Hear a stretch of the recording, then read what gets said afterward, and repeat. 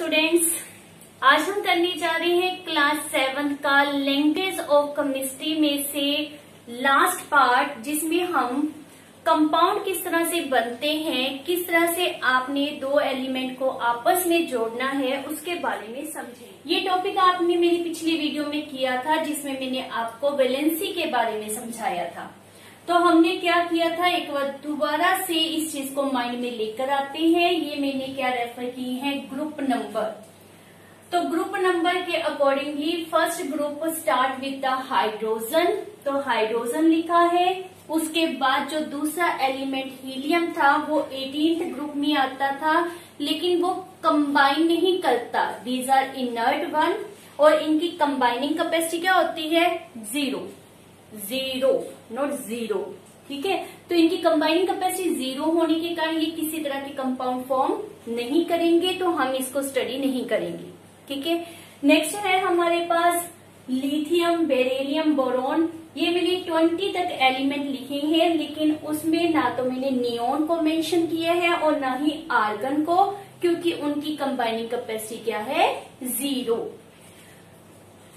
क्या उनकी वैलेंसी होती है, तो हमने कहा था 1 2, तो ठीक है। इसकी वैलेंसी जो फर्स्ट ग्रुप में है वैलेंसी 1, जो सेकंड ग्रुप में है वैलेंसी 2।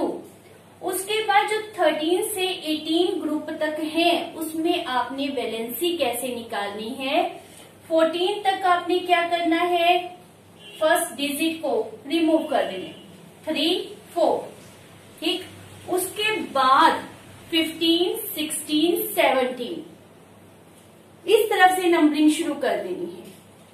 15 16 17 के लिए नंबरिंग इस तरफ से शुरू कर दो, क्योंकि वैलेंसी 4 से ज्यादा नहीं रिप्रेजेंट करनी हमने। तो 18 के लिए 0 1 2 3, तो 15 के लिए वैलेंसी 3 आ जाएगी, 16 के लिए 2, 17 के लिए 1। इस तरह से हमने वैलेंसी को लर्न करना है। उसी बेसिस के ऊपर हमने फर्स्ट ग्रुप एलिमेंट को नाम दिया है मोनोवेलेंट, डाइवेलेंट, ट्राइवेलेंट, टेट्रावेलेंट। फिर दोबारा से क्या आ जाएगा, ट्राई डाई मोनो, मीन्स 1 2 3 4, फिर 3 2 1। ग्राफ इस तरह से इंक्रीज होगा फिर डिक्रीज होता जाएगा। ये हमने याद करना है। अगर हमें ये समझ आ गया तो हमारे पास कोई भी कंपाउंड कह दें हम उसको बना सकते हैं। जैसे यहाँ पर हम डिस्कस करेंगे binary compound. Binary, by means 2, by का मतलब ही 2 होता है, और डाई का, बाई डाई दोनों किसके लिए होते हैं, 2 के लिए। ठीक है, तो बाइनरी कंपाउंड क्या होते हैं, जिसमें दो एलिमेंट आपस में कंबाइन करते हैं। किस तरह से ये बनते हैं वो हम देखते हैं। सबसे पहले हमने सिंपल सा जो डेली लाइफ में पीते हैं, बार बार गर्मियों में यूज करते हैं, उसकी मैन्युफैक्चरिंग देखते हैं। मैन्युफैक्चरिंग में क्या करने, जस्ट किस तरह से एलिमेंट एक दूसरे से जुड़ेंगे वो हम देखेंगे। तो वाटर सबको पता है किससे बना हुआ है, H&O, हाइड्रोजन और ऑक्सीजन एलिमेंट से बना होता है। तो वो कितने रेशो में जुड़ते हैं वो हम किस तरह से समझेंगे, हम लिख देंगे उनके ऊपर उनकी वैलेंसी। हाइड्रोजन की valency check the table, mind में लेकर आओ, आपको पता चल जाएगा कितनी होती है, 1।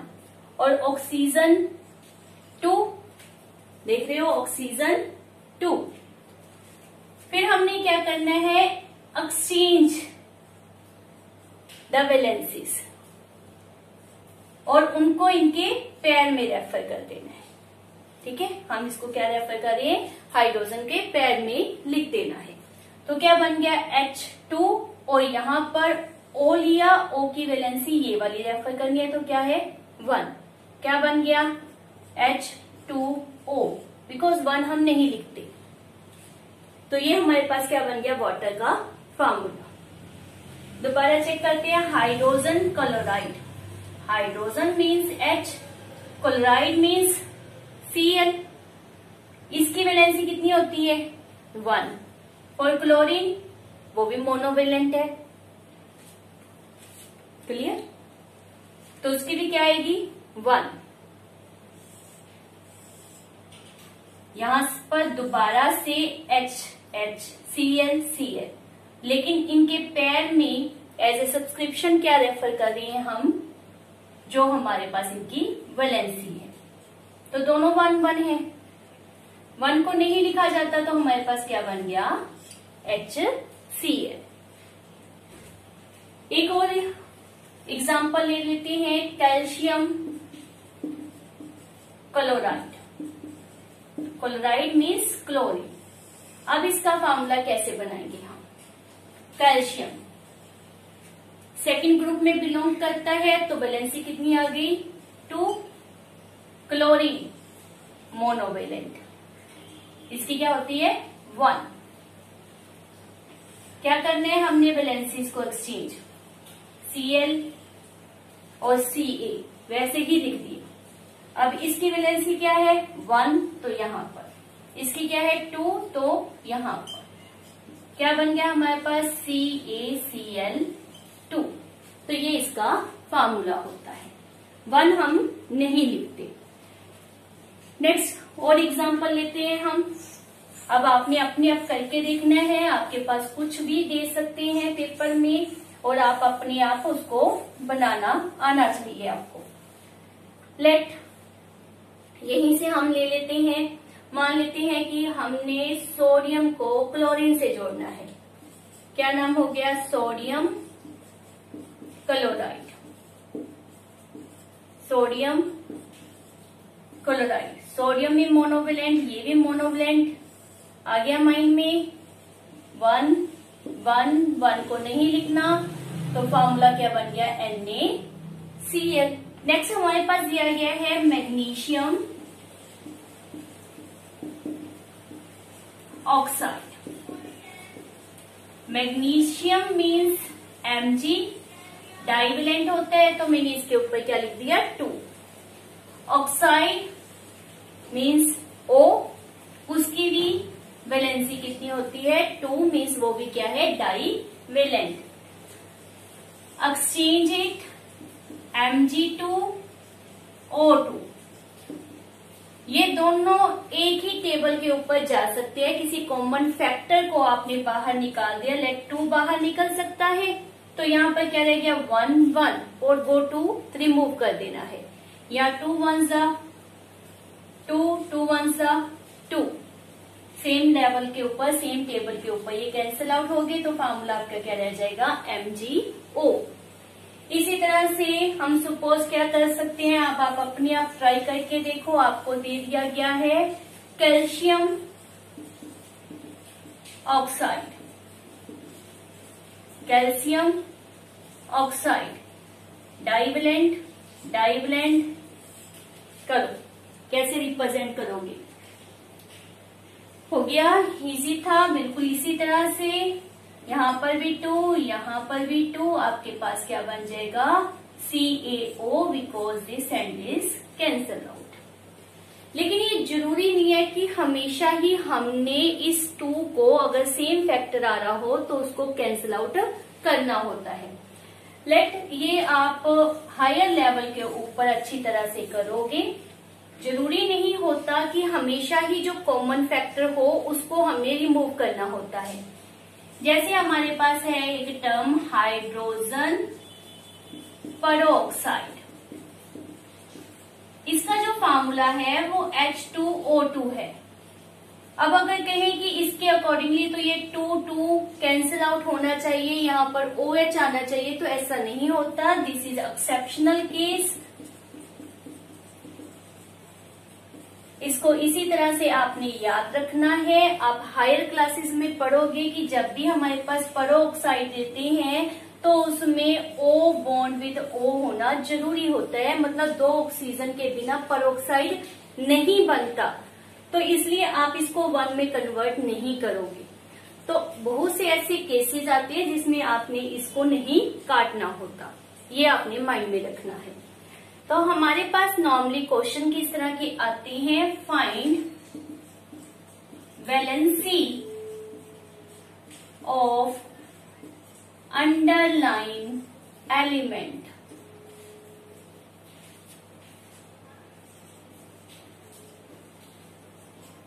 लेटा हमारे पास रेफर कर दिया गया है NH3, N की फाइंड आउट करनी है हमने। MgO, इसमें Mg की हमने फाइंड आउट करनी है। CaCl2, इसमें Ca की हमने पता करनी है। H2O, इसमें हमने O की पता करनी है। तो इस तरह से हमारे पास वैलेंसी ऑफ अंडरलाइन एलिमेंट पूछी जाती है। तो बहुत से केसेस में तो आपको सिंपली यहीं से पता चल जाएगी।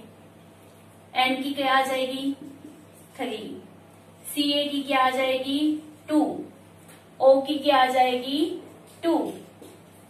रीजन समझ रही हैं? यहां पर जो टर्म लिखी है वो इनफैक्ट दूसरे एलिमेंट की होती है valency. In case of MgO आपने जल्दबाजी नहीं करनी, क्योंकि हमने क्या कहा था कि जब दोनों के ऊपर सेम वैलेंसी हो तो उसको कैंसल कर दिया जाता है। तो इसको आपने लिखने से पहले करके देखना है कि MgO क्या थे। ये दोनों डाइवेलेंट थे, एक्सचेंज हुआ था, जिसके कारण कैंसल आउट हो गई थी टर्म, इसलिए ये MgO बना। तो इस केस में Mg की वैलेंसी हमारे पास क्या आ जाएगी, दैट इज 2। तो इस तरह से हमने वैलेंसी को पता करना होता है।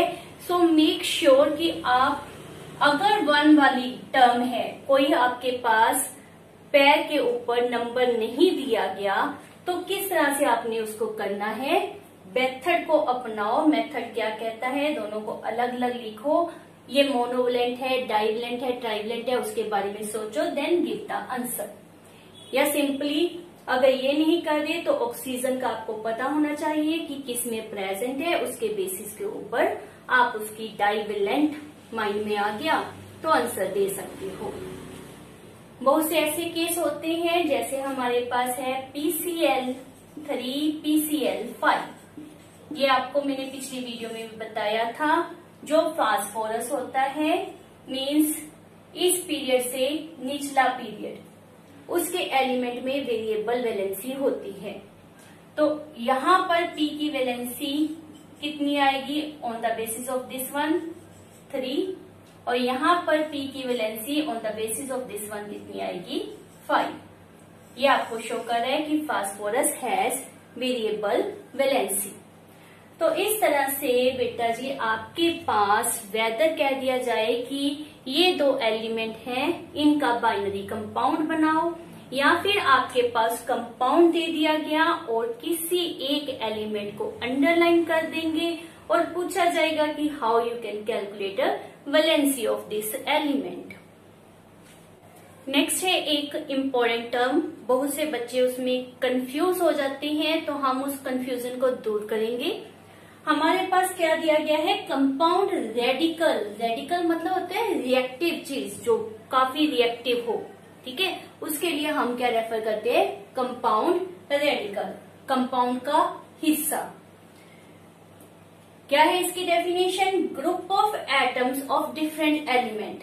तो इसमें एक एलिमेंट के एटम नहीं होंगे, मतलब ओनली हम कह दें Cl प्रेजेंट है, ओनली S प्रेजेंट है, ओनली O प्रेजेंट है, नहीं। इसमें क्या होगा, डिफरेंट एलिमेंट के एटम होंगे, लाइक S और O इकट्ठे, O एंड H इकट्ठे, N एंड O इकट्ठे, मतलब 2 या 2 से ज्यादा एटम्स ऑफ डिफरेंट एलिमेंट इसमें इन्वॉल्व होते हैं। बट मेन पॉइंट क्या है, रिमेन इंटैक्ट। इंटैक्ट का मतलब होता है जो एज सच रहे, मतलब उनमें एक यूनिटी हो गई, ठीक है, वो इतना एक दूसरे से भाईचारा रखते हैं कि we behave them like a single atom. हम उसको एक ग्रुप को मतलब एक ही सपोज करेंगे, हम ये नहीं बोलेंगे कि S अलग O अलग, हम उनको इकट्ठा रिप्रेजेंट करेंगे।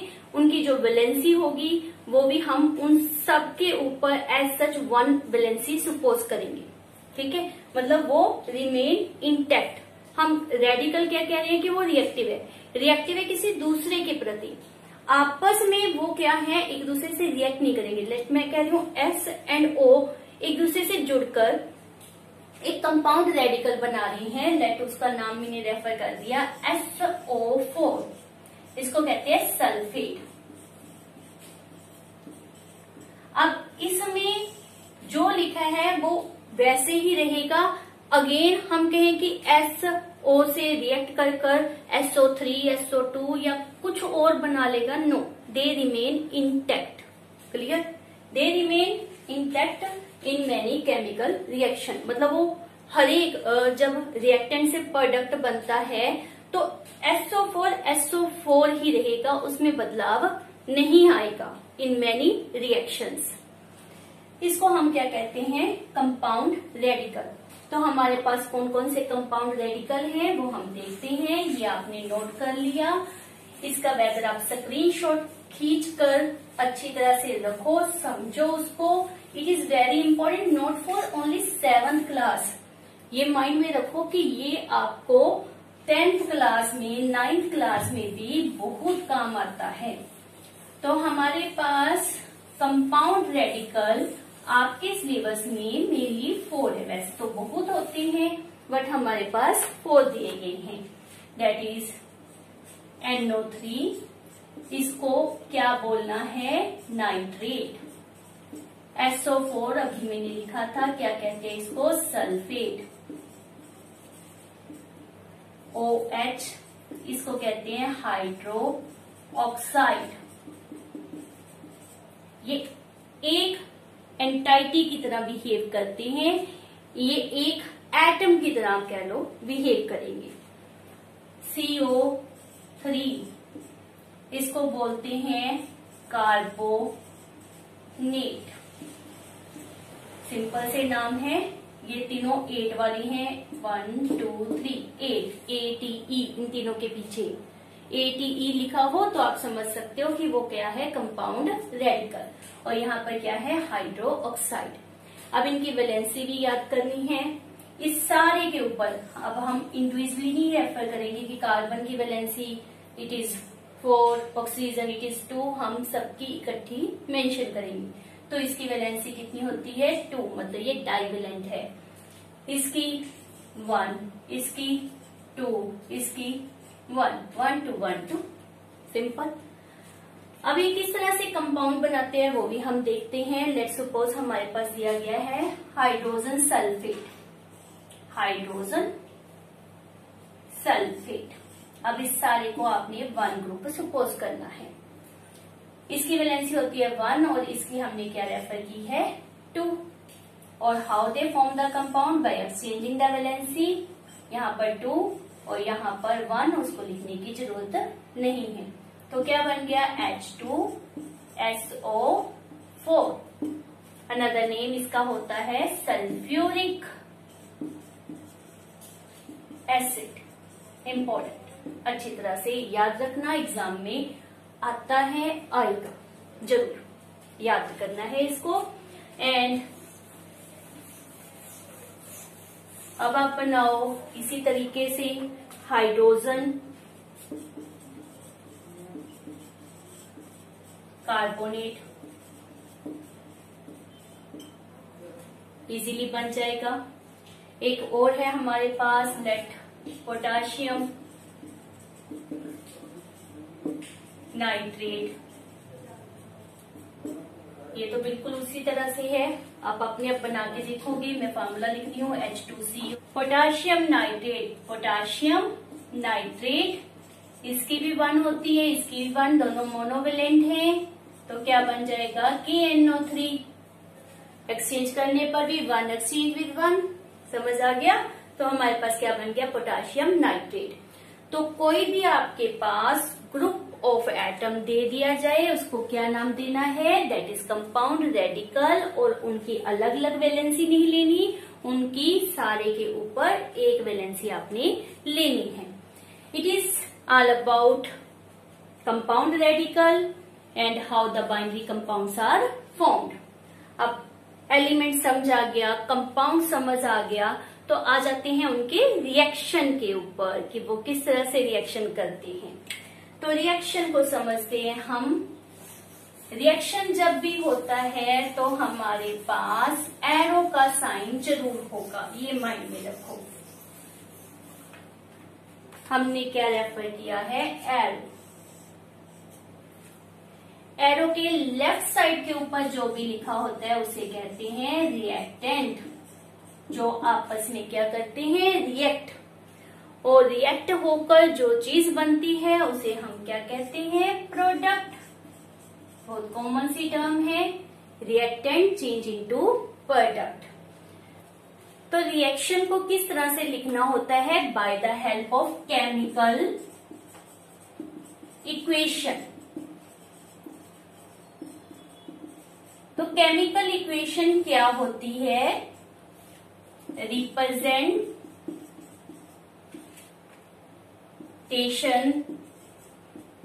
of a chemical change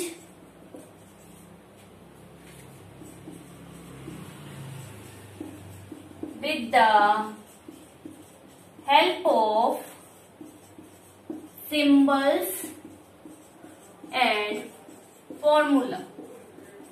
chemical equation का मतलब क्या है, आप कोई भी केमिकल चेंज दिखा रहे हो लेकिन वहां पर पूरा नाम नहीं रेफर करे, आप हाइड्रोजन नहीं लिखोगे, आप क्या लिखोगे, उसका सिंबल, या फिर आपके पास कोई कंपाउंड है उसका क्या लिखोगे आप, फार्मूला।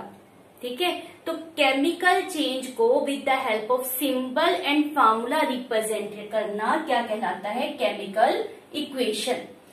तो लेट हम इसकी एग्जांपल ले लेते हैं, that C+O2 formation of what, CO2। तो ये क्या है, एक केमिकल इक्वेशन। अब एक और इक्वेशन लेते हैं, that is C+O2 formation of CO। CO आपको पता है क्या होता है, कार्बन मोनोऑक्साइड। तो क्या ये जो मैंने इक्वेशन रेफर की है, is this a chemical equation?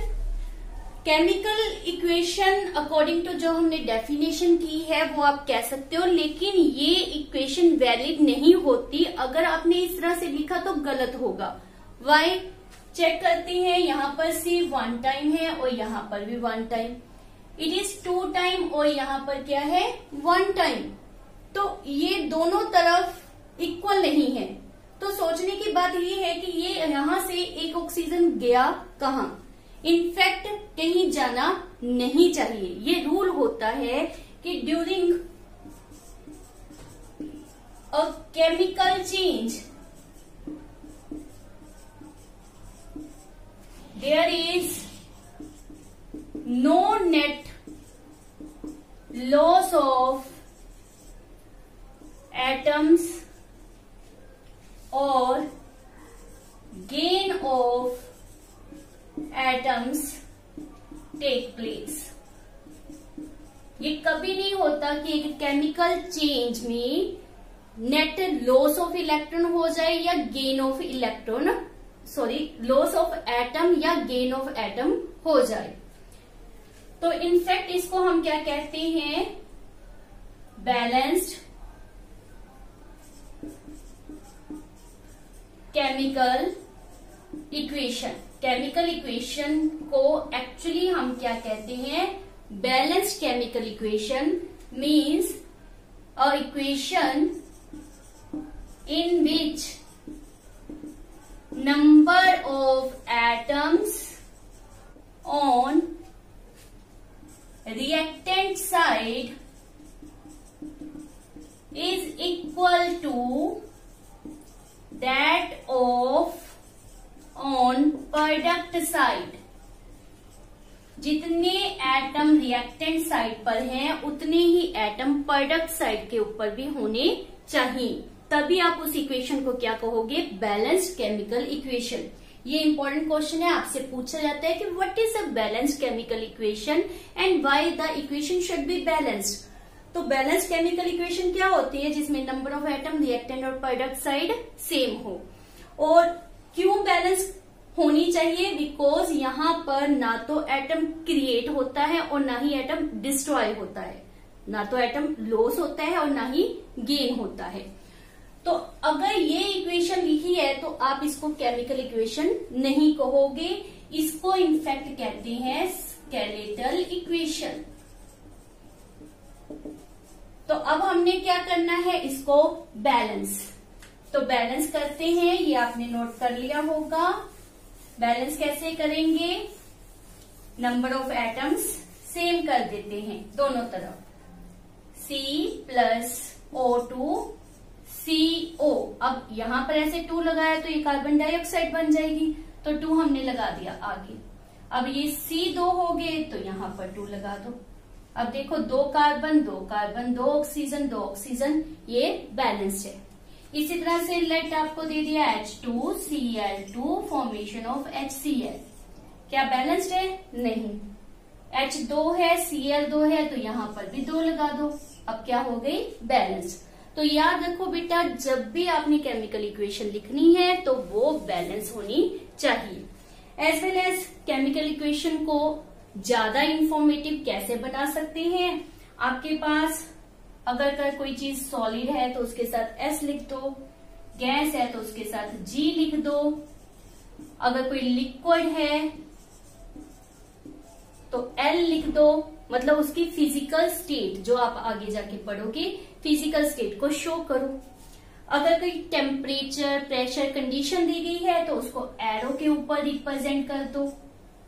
इसके द्वारा आप किसी भी केमिकल इक्वेशन को ज्यादा इंफॉर्मेटिव बना सकते। This is all about our first chapter, that the language of chemistry. इसको अच्छी तरह से फॉलो करना है, ये बेसिक है, केमिस्ट्री का बेसिक क्या फंडा है वो इस चैप्टर में आपको करवाया गया है।